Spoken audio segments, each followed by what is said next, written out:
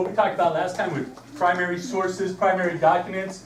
I'm going to give you a minute to think about this question. Why do we read primary documents? Okay, what's the whole purpose behind that? Okay, do you remember what we read last time?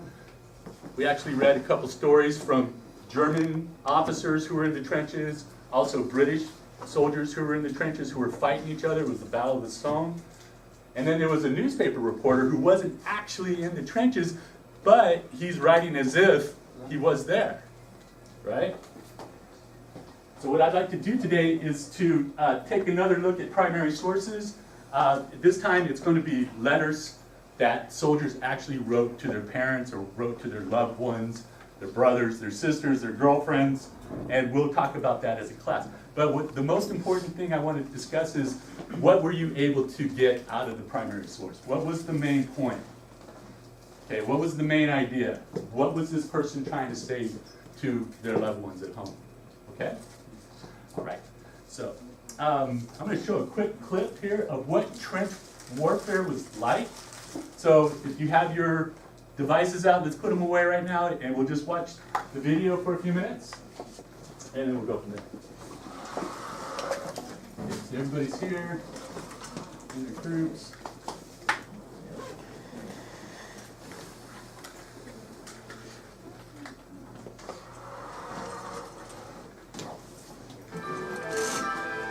They're entering the land of the trench.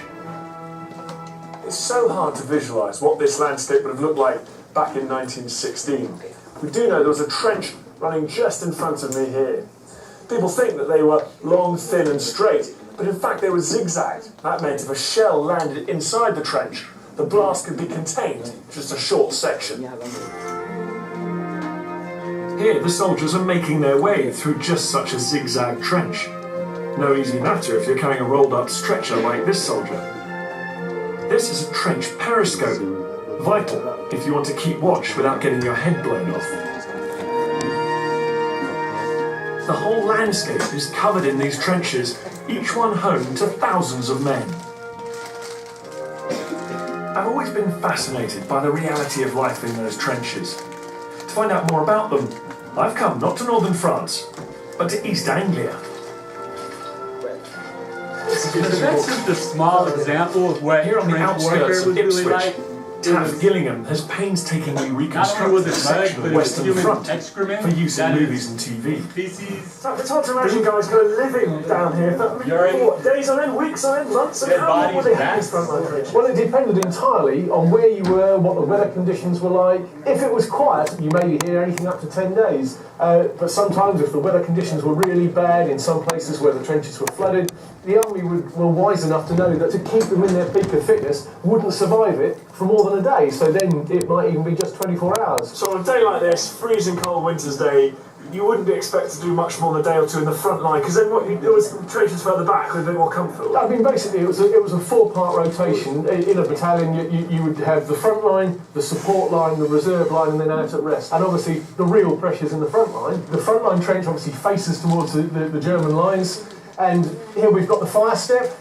This is the point of contact with the German army. So this is the front line troops live here, eat here, sleep here. They're here all of the time. Sleep on this step? Yeah. There's no point in them being in dugouts, because if the Germans suddenly attack, the time it would take them to get out, by then the Germans have passed this trench on their way to the second line.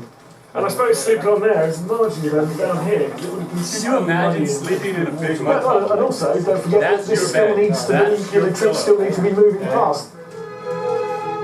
Along with your dead comrades lying next to you. Much of the action takes place through the night, so many soldiers would sleep during the day. Just watch as these sleeping soldiers are suddenly awoken by their comrades to much amusement. The dozing soldier is wearing a so-called gorblimey cap. It has floppy sides and flaps to cover the ears in cold weather. This is an Irish regiment. It's just a few months after the Easter Rising, so the film is particularly lavish in its praise of the Irish.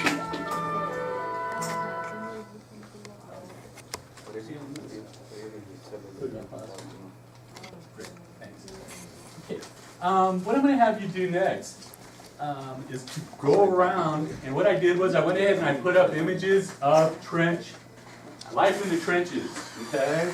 So take a look at,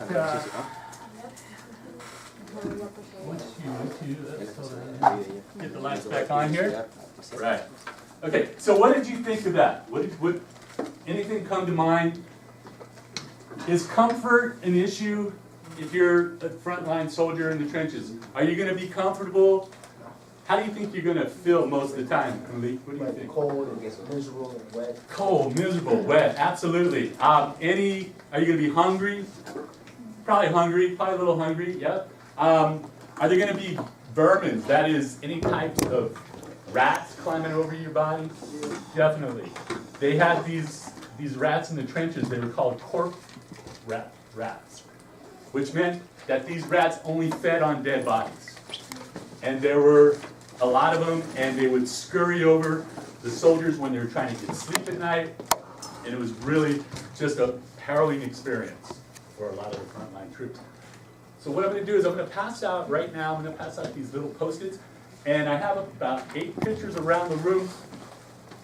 This is an opportunity to get up, move around, and make some comments on your Post-it. So what you'll do is you go up to this picture, for instance, and it looks like, judging by the helmets, these are German soldiers in the trench. So just write like a one-word response, like scared, or bored, or excited, something, whatever comes to your mind. And then write it on your Post-it, and then you can go ahead and put it up here. Or it doesn't have to be exactly on the paper, it could be posted around. Okay? But just so you get an idea, and try to get a first-hand idea of what life in the trench was like. Dalen, if you can do me a favor, I'm going to pass these to you. If you can just give like a little, I don't know, about this much to each table. Okay? Does anybody need a pencil? Need a pencil? Okay. Yep. Raise your hand if you need a pencil.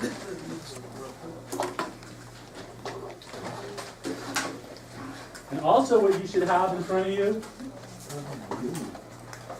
are these letters, and we'll discuss that later. But on the back side will be your exit ticket. And your exit ticket, well, I'll explain to you in just a minute. Hi, Kamani. So Come on in, have a seat here. Okay, so we're going to do called a gallery walk. And what you're going to do is I have 8 pictures of trench warfare around the room. I have 4 on this side. I have 4 on this side. Grab it here. I'll give you guys some more Post-its. But what I'd like for you to do is, as soon as you have a Post-it and a pencil, I'm running out here. are you running out? There's some more up on top of that. Anybody need a pencil over here? There you go. Brand new pencils. And you get to keep these too. How's that? Monty, you gonna need a pencil? Alright. So what we're going to do is we're going to go around the room. Okay, as soon as you get your Post-its, get on up, everybody, and start making comments. Okay, put away the food, put away the phones. Okay, all right, why doesn't this table get up and start moving around? Okay, you're going to have to walk around the room, ladies and gentlemen. Okay, here's some more Post-its. Okay, all right. Go. You have enough Post-its over here? What'd you say? It doesn't have to be all 8 pictures. You can choose 2 or 3 and make a comment. Okay. All right. As soon as you're ready, why don't you guys stand up? Take a look. I have 1, 2, 3, 4 pictures of trench warfare. It could just be like a one-word comment. Okay?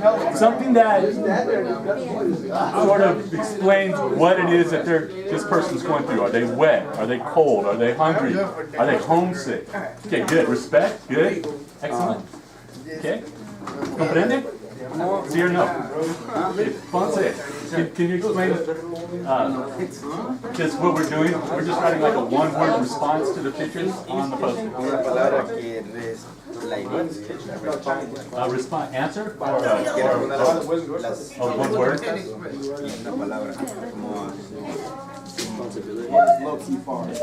Okay, so come on, as soon as you get a Post-it and you have a pencil, You can go around the room and just start making comments. Don't, no, you don't have to put your name, just write something. Hey,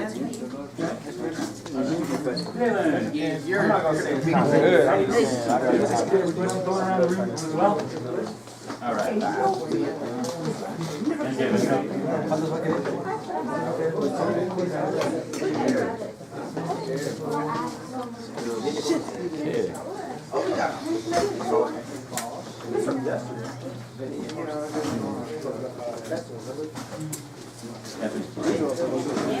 How much time we got?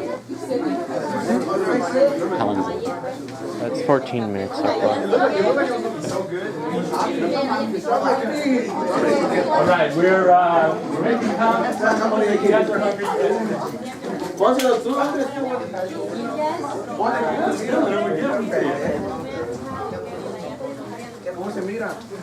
Okay.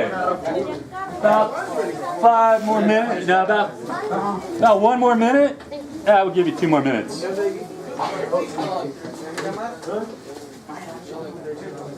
I'm going to go ahead and start the timer.